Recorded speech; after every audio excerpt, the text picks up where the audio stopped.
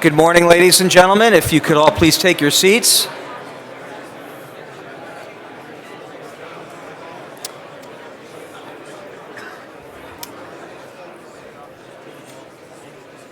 If we could close those doors in the back, please.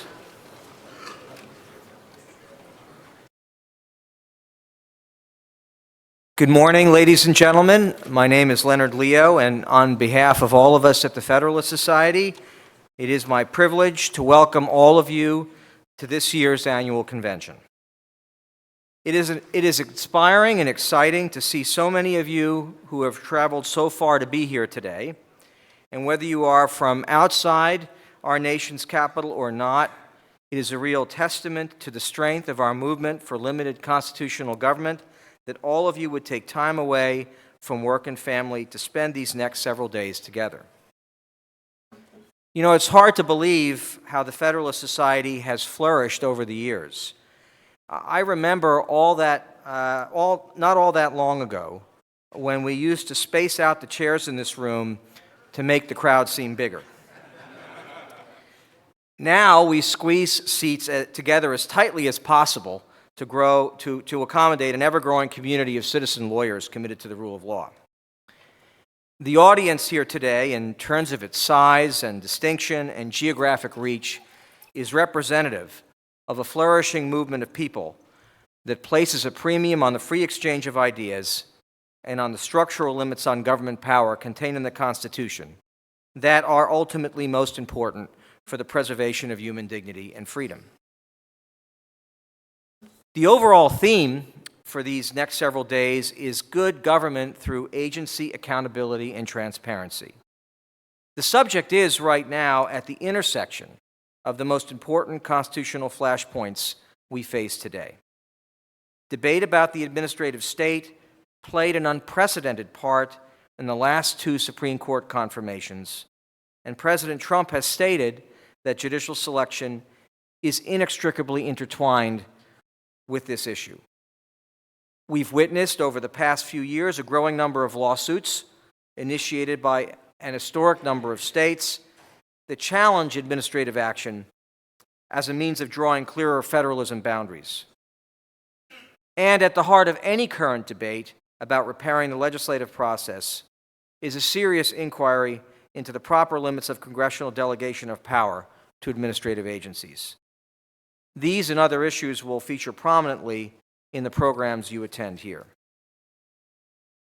I know of no better person to launch this year's convention than U.S. Senator Mike Lee.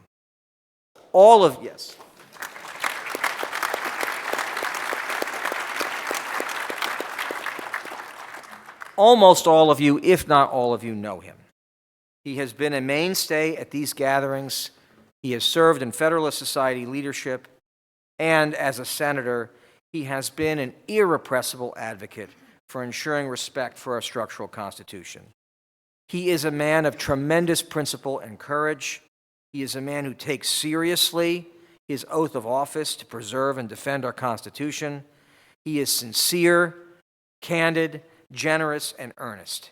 He is the kind of public servant our founding fathers envisioned. Please join me in welcoming Senator Mike Lee.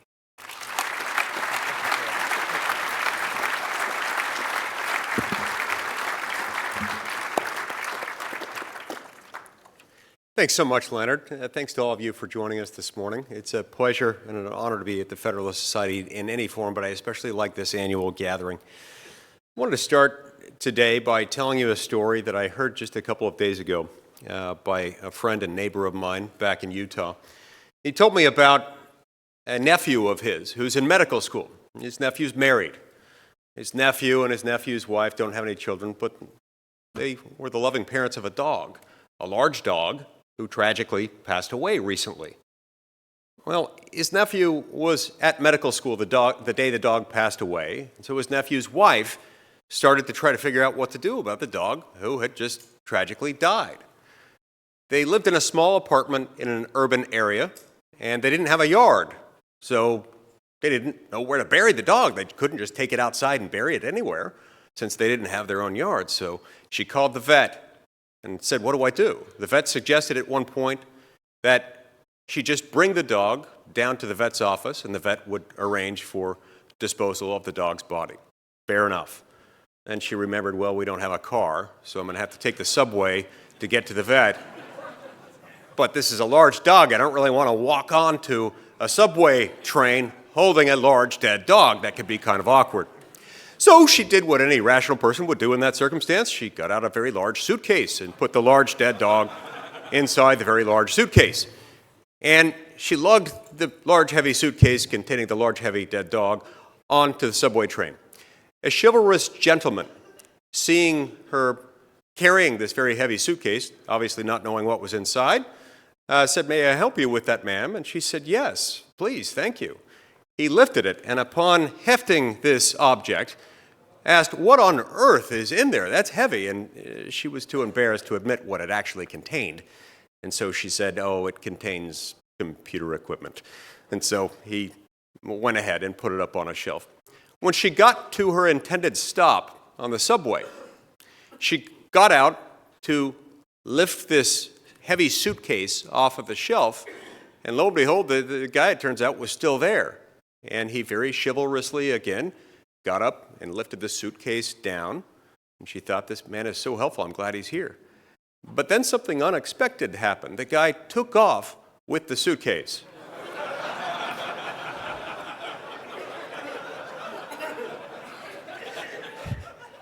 I can't exactly count how many ways this is analogous to today's political environment.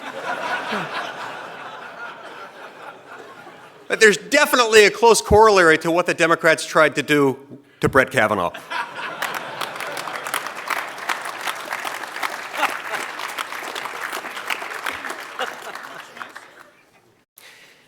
Now, Congress has just returned to Washington after a legislative recess of a few weeks during the election, at which time I'm sure Washington breathed a lot easier during that recess. But then we had the split results of this election that have caused a lot of people to panic. Everyone in the media, most people on Capitol Hill, and people within the administration are wondering all kinds of questions, like, what's going to happen with the new Democratic House of Representatives? And will there be gridlock?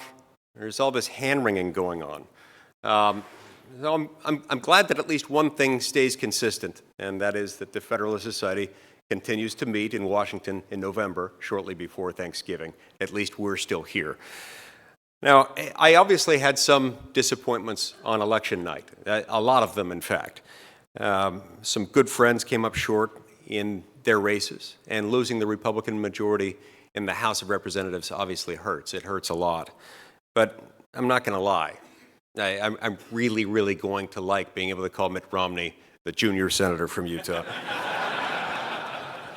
That takes some of the sting out of it. Actually, but no one enjoys that more than Mitt Romney himself, who every time he speaks refers to himself as the junior senator from Utah. He tells me that at my age, I really like any term that comes with the word junior in it. It is those elections that we have just experienced and that are causing so much uncertainty in this town right now, and the ambiguous message that was sent through those elections that I'd like to talk about and think about a little bit today in my conversation with you. To constitutional conservatives, the election results and the split Congress that those election results will produce have to be seen as an opportunity to learn some lessons that both parties, especially my own party, have been ignoring for far too long. Now, obviously, I was strongly rooting for Republicans to win across the board Tuesday night. But from my perspective, divided government need not be a problem in and of itself. The House and Senate are going to be divided because the country itself is divided.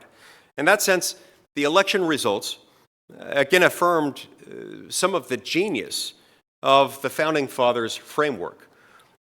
Now, in the media, division is often lamented and feared as if it were some sort of a disease that needs curing, ideally by conservatives just giving up and going along with whatever progressives want.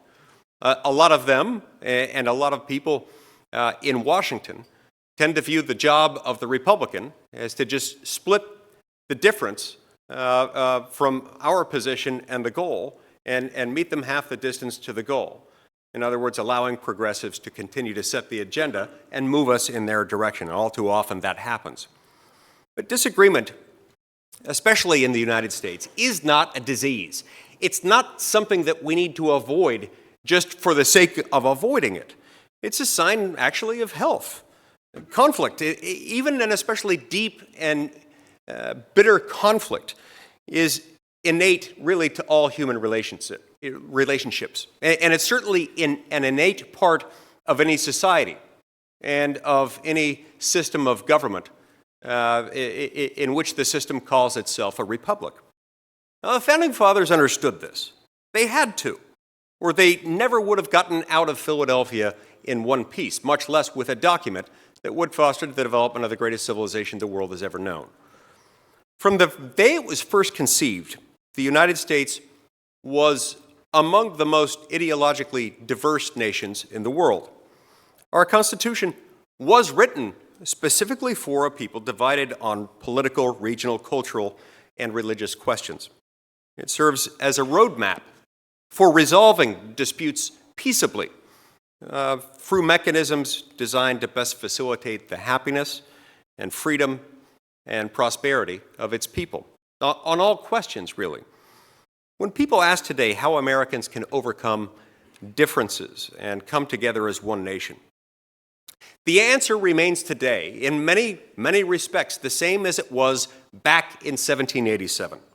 You see, the Constitution system of separated powers and of federalism not only made the United States vibrant and flexible and resilient, but what the scholar Nassim Taleb calls anti-fragile. Ours is a system made stronger by tension and by division. Thanks to our Constitution, diversity really is a strength because of the common gratitude Americans can take from the freedom to govern their unique communities according to their own particular values.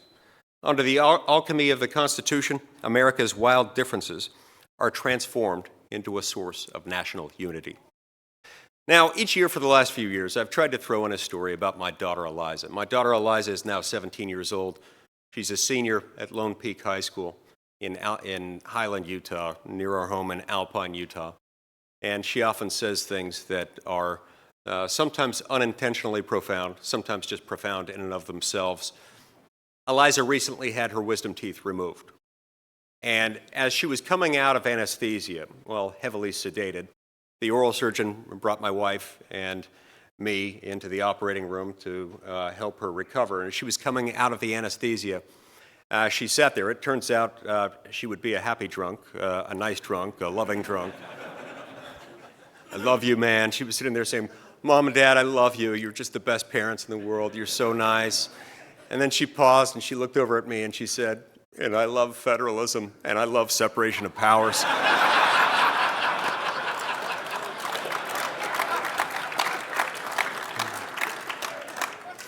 The oral surgeon, knowing me as he does, looked over at me and he said, that must be your proudest moment.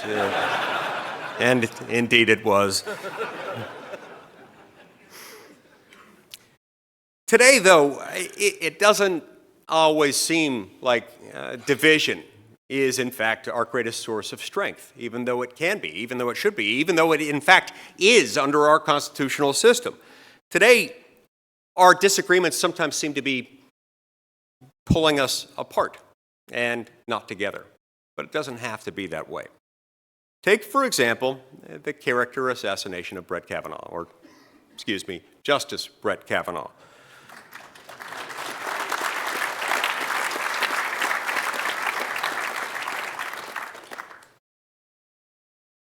Six weeks after he was confirmed, I still can't completely get my head around what happened.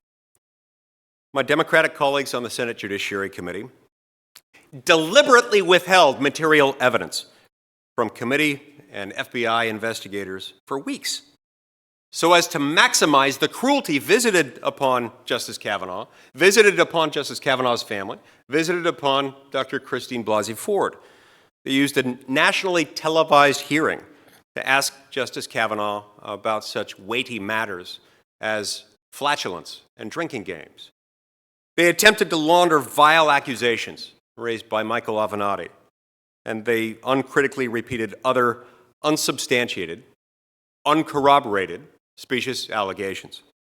They justified their stunning, bold, and deliberately cruel abandonment of the presumption of innocence by saying blithely that the confirmation process was merely a job interview, as if that somehow disposed of any kind of a need for fairness or kindness or decency. The truth is that Democrats were acting irresponsibly even before Dr. Ford's letter was leaked to the press.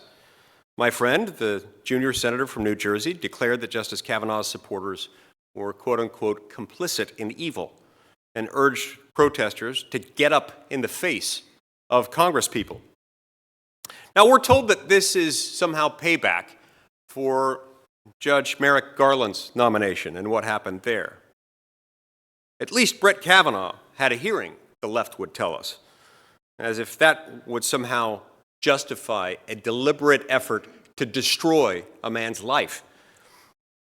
And in any event, that excuse can in no way, shape, or form justify or explain the smears against the other highly qualified nominees, those possessing exemplary character that we've seen over the last few decades. So while the Democrats' treatment of Justice Kavanaugh is perhaps the worst and the most recent, the most current manifestation of this phenomenon, while it was shocking and disgusting, let's be honest, it was neither completely unprecedented nor entirely surprising given what we've seen from them in the past few decades. In any event, we need to find a way to prevent things like this from happening again, ever. I applaud Chairman Grassley for investigating every lead and making criminal referrals where appropriate. That's one very important way to deter people from making false accusations like these and engaging in this awful pattern of conduct. But there's an even deeper problem, I think. From the perspective of raging extremists who control the left's agenda, what happened earlier this year, as evil as it was entirely rational, as they see it. For decades, we have pulled powers constitutionally reserved for the states and for the people into the federal government. And then once they're here, we have transferred those from the people's elected lawmakers over to unaccountable, unelected bureaucrats, over to the administrative state. Today, more and more decisions are made in Washington rather than in city halls and state capitals. And more of Washington's decisions are made by unelected judges and unaccountable bureaucrats, not senators and representatives as they're supposed to be. This anti-constitutional project has hacked away at the bonds of trust formed long ago between the American people and their government. By seizing power from more politically homogenous local governments and communities, Washington denies the American people the ability to govern by consensus. A government designed to be by the people, of the people, and for the people, all people, is too often instead run for 51% of the United States and against the other 49%. This approach artificially raises the stakes of federal policymaking and therefore raises the temperature of our national political discourse to an unacceptable degree. As long as Supreme Court justices anoint themselves as philosopher kings, issuing moral decrees, to use Nancy Pelosi's words, almost as if God has spoken. How is that not blasphemy? But anyway, the total political war we saw this fall is going to continue as long as that continues to be our mindset. Because that's what happens when you raise the political stakes and the political temperature to the degree that we have in recent decades by concentrating this much power as we have.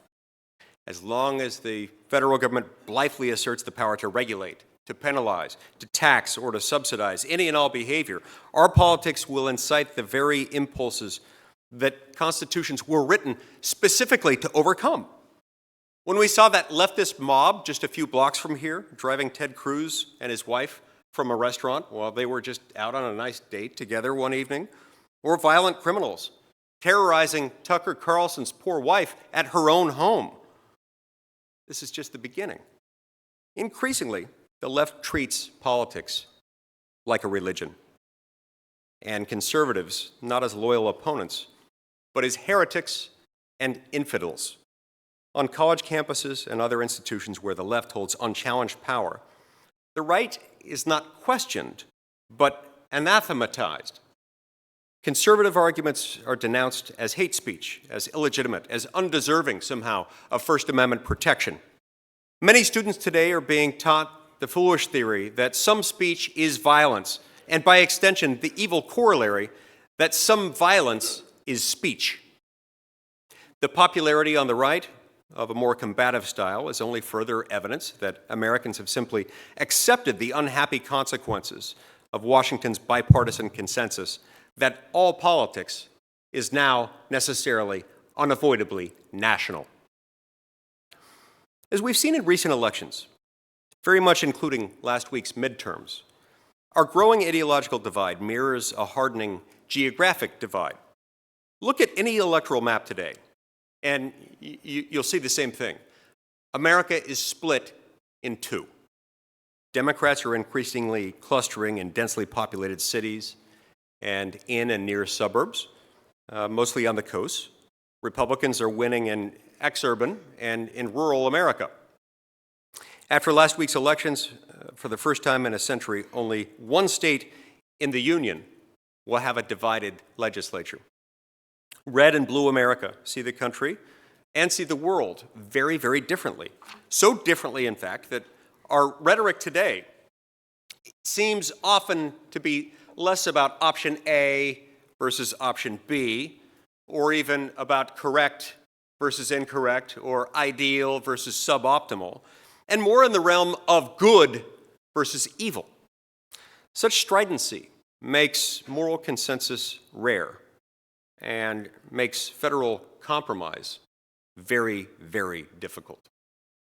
Taken together, these three trends, bitter philosophical disagreement, stark geographic division, and the bipartisan embrace of winner-take-all, necessarily national politics. Compromise has become a sort of constitutional crisis. In other words, these things taken together make up a constitutional dirty bomb that threatens the foundations of our republic.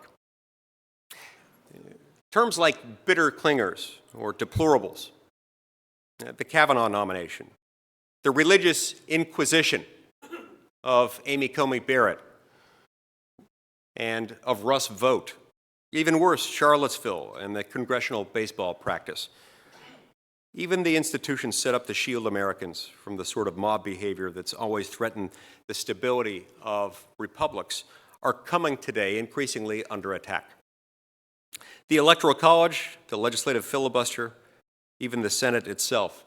Freedom of speech, freedom of religion, the presumption of innocence, the right to bear arms, in today's all-or-nothing national politics, especially on the left, but sometimes also on the right, these bulwarks of liberty are too often, too casually, dismissed as obstacles of progress. Meanwhile, proponents of these principles are not just dismissed, but they're often downright vilified and cast out as some sort of demons. This toxicity of our national politics and revolt against our institutions is itself the fruit, the inevitable, foreseeable fruit of centralized power. This is what centralized power does, and we therefore shouldn't be surprised when this comes about as a result of many decades of power centralization in Washington, D.C. Centralization, you see, has not made us stronger. It has not made us happier. It has not made our economy stronger or more dynamic, or more likely to promote economic mobility among the poor and middle class, which, by the way, has always been one of the distinguishing features of our economy. Sure, there are lots of countries where some people are prosperous. America has been relatively unique in that this is a land where you can be born into poverty and have the reasonable hope and expectation that if you work hard and play by the rules, one day you'll be able to retire comfortably. Centralization tends to produce the exact opposite of these very things that we have come to identify so closely with who we are as a nation. Meanwhile, and for many of the same reasons, it's making our politics weak and coarse and raw and brittle. Where do we think this is going to take us next? If and when the opportunity comes to replace one of the Supreme Court's liberals. In 2020, as Democrats jockey to see which one can be their successful Trump candidate, where's it going to take us? Bear in mind, we're at this fever pitch emotionally and in our rhetoric at a time of relative peace and economic prosperity within our country. Thanks in large measure to President Trump's economic reforms and the sense of optimism that those reforms have created within our economy. Our economy is at full employment, and it's growing fast enough to distract us, at least temporarily, from our $21 trillion national debt and our $800 billion annual deficit.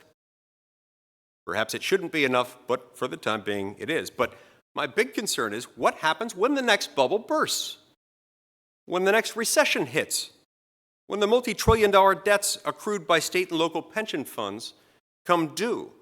What happens when next we face a genuine international crisis? What happens when Treasury yield rates return to their historic average and we see our national debt service payments go from where they are today, which is about $300 billion a year, which is not that much higher than they were 20 years ago when our national debt was, 1/7 of its current size, to where they'll go within a couple of years after Treasury yield rates return to their historical average, which will be around $1 trillion a year, forcing us to find another roughly $700 billion per year in federal revenue, more than our entire budget for the Department of Defense within a surprisingly short period of time. What happens then? You get the idea. According to any reasonable measuring stick, the dysfunctional status quo is unsustainable, even in good times like those we're experiencing right now. It's driving our government toward insolvency and our politics toward violence. Realistically, Americans have two options. Either we're going to once again embrace the Constitution's vision of a diverse, tolerant, pluralistic union of states and of communities, each governed according to the values and priorities of its own citizens. Or this fundamentally un-American contest, one recklessly designed to determine which half of our nation will have the power, at least temporarily, to unilaterally impose its will and its values on the other half, will escalate violently out of control. Ultimately, this will come down to a binary choice. A simple binary choice. Federalism or violence? Many on the left don't seem too concerned about any of this. They believe demographic and historic trends, coupled with what many see as the inherent rightness of their leftist cause, make their ultimate victory over Red America inevitable and morally justifiable. They believe every lever of federal power will one day soon and permanently be in their hands. They are content with nonstop political total war because they're sure they're going to win it, blind to the fact that such a victory would come at the expense of the American experiment itself. Unless or until this changes, unless or until we change this, it therefore falls to conservatives to chart a new course. Not simply to turn away from disaster, but to turn America toward something better, toward a genuinely happy and sustainable future, one of tolerance and diversity of viewpoint. Beginning this project is going to be my focus for the upcoming Congress. Pundits expect the next 2 years to be legislatively thin, you might say. The Democratic House is expected to focus on investigating the Trump administration, while the Senate will be spending a lot of its time confirming the president's nominees. Now, confirming judges and confirming executive branch nominees is critically important work, and I look forward to continuing to do that. It's especially important if we hope to restore localism and subsidiarity to our republic. But it by itself is not enough and never will be. Conservatives also need a vision of America that can itself transcend total war, and an agenda to help us get there. A new, sustainable politics of subsidiarity and localism in the service of diversity and tolerance. Federalism is the answer. It's not just the best answer. It's not just a convenient answer. It is the only answer. Setting aside for a moment that it happens to be required by the Constitution, federalism offers several unique advantages for us today, specifically in our time, more now than ever before. First, if fully embraced, it would allow each state to govern itself according to its own values. Federal policies that have usurped local autonomy and imposed one controversial set of ideas on the entire country should be rethought and reformed, and the corresponding power returned back to the states or to the people. We have to devolve the federal programs necessary to once again let Vermont be Vermont and let Utah be Utah.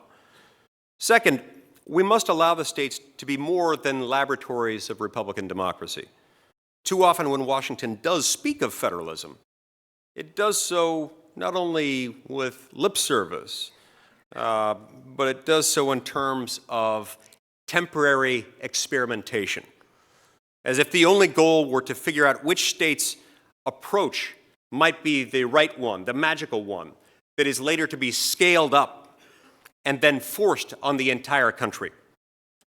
This is the absolute wrong approach. It is the opposite of federalism, just as kitsch is the opposite of art and not merely a cheap substitute, therefore. Instead, we should allow each unique community to develop unique solutions according to unique local preferences, and then leave it at that.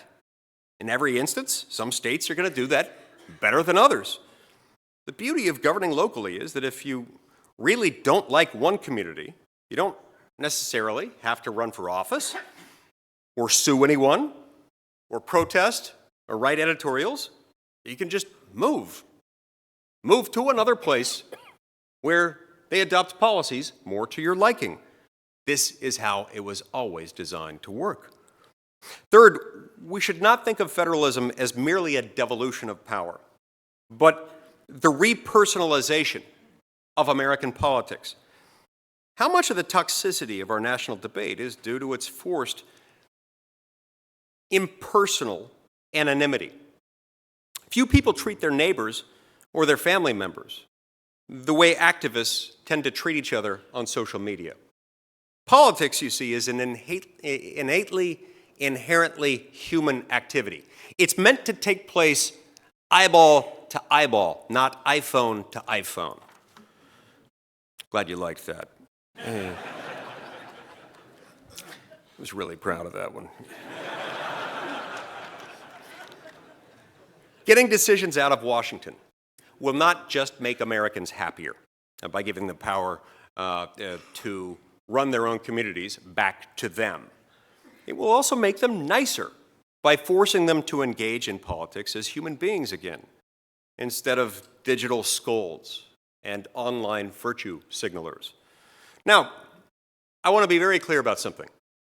We should harbor no illusions about state and local governments always being virtuous and pure, or always necessarily even being more efficient or less wasteful than the federal government. They're often not.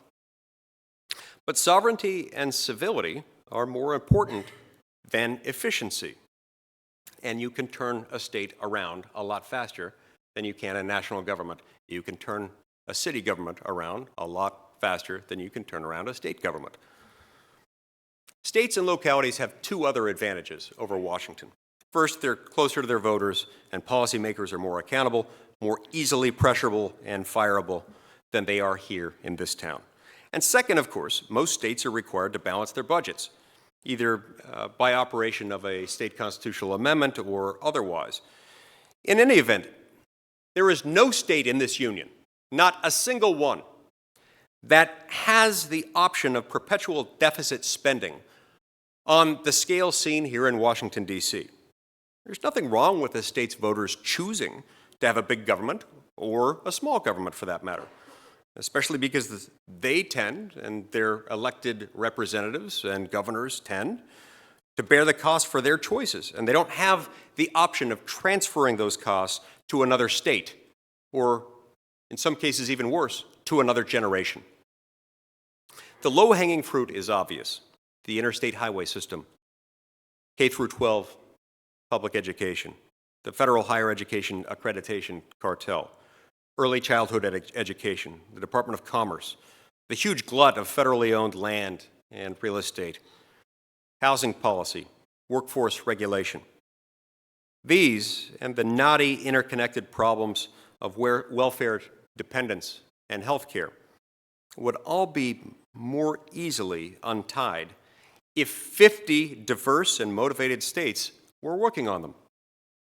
50 diverse states where, by the way, populations disperse differently. Healthcare is provided differently in each locality, and each state has more of an ability to decide what solutions will most benefit their respective populations.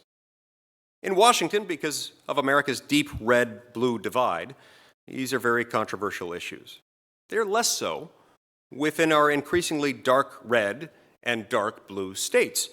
When there is no national consensus or federal imperative, there should not be federal law, especially if there is a greater degree of consensus within each state. Just because New York, Massachusetts, and California may agree on something doesn't mean the rest of the country has to go along, has to be forced to go along, or suffer grave penalties under federal law. Insisting otherwise is not constitutional republicanism. It is, in fact, cultural imperialism. By clearing Washington's decks of these smaller issues, we can finally begin to regain the trust necessary to deal with the bigger ones, the ones that we can't return to the states and localities, the ones that are distinctively made part of our federal panoply of responsibilities. Things like national security, like immigration, trade, localization, and also things that have become federal and therefore have to be addressed federally, like senior entitlements and like the debt. The good news is that thanks to President Donald Trump and the Republican Senate majority, we have a Supreme Court that should be ready to do its part on this project. Today, the court stands ready to allow, and I would add, indeed, to require the elected branches of the federal government to once again do their jobs, instead of having the Supreme Court arrogate to itself the authority to permanently settle important national issues. And for that, of course, no one deserves more credit or more thanks than the men and women of the Federalist Society. Thank you.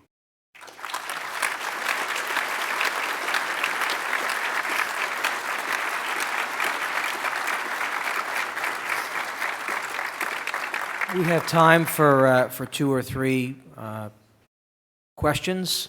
They should be crisp. They should end with a question mark. There are mics on either side. Senator Lee enjoys a legislative filibuster, but not a convention filibuster. Good morning. What concerns me about everything that you're saying is one thing that is missing, especially in this voting, is what about accountability for when we see all this type of voter fraud that we're seeing in Broward County, et cetera, or all the investigations we've had? How are we going to help this if we are not seeing accountability? I want to make sure I understand your question. And not seeing accountability, you mean from state and local election officials. Federal, anything that goes on, the people that go after Kavanaugh, Benghazi, you name it, the voter fraud in Broward County right now. I mean, what the public sees time after time after time, the last 6 years specifically, I think, is that all this goes down, no one's held accountable. Hillary Clinton, servers, you name it. Yeah. All right. Look, it's a great question, and it's a question that inheres in the Republican form of government itself. The very best thing we can do to promote greater accountability is to protect the people from the risks inherent in the excessive accumulation of power in the hands of the few. So the fact that you see a lot of the accountability issues that you mentioned, not all of them, but a lot of them are in fact federal issues. And the larger the government in question, the more layers of insulation you will necessarily see between the government and the people to whom it's supposed to be accountable. Over here, do you have a question? What's your reaction to people who are starting to use city governments for social engineering and that kind of tinkering, and then state governments usually trying to preempt it and to stop that? Because I think I hear on the left also they claim to be in favor of local governance, and that's kind of what they're actually trying to do.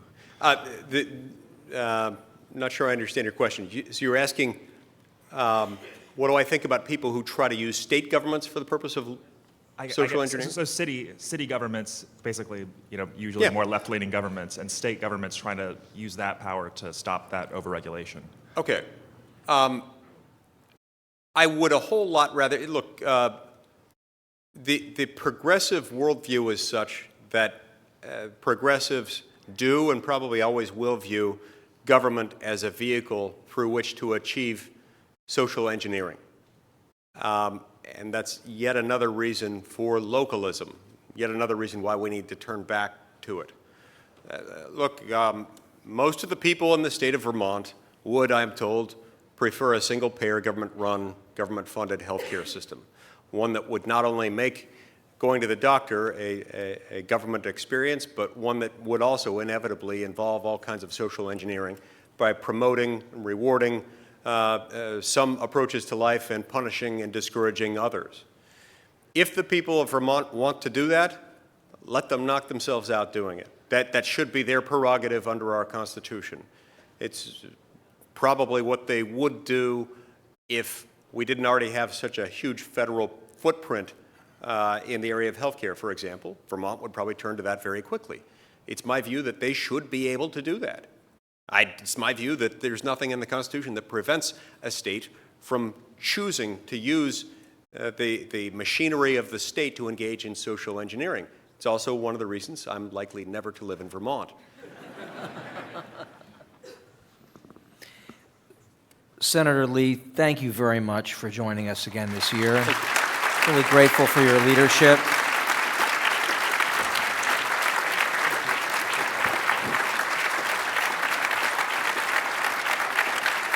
Thank you very much. If everyone could please stay seated, we're going to go directly to our next panel, and I'd like to welcome the panelists up at this point.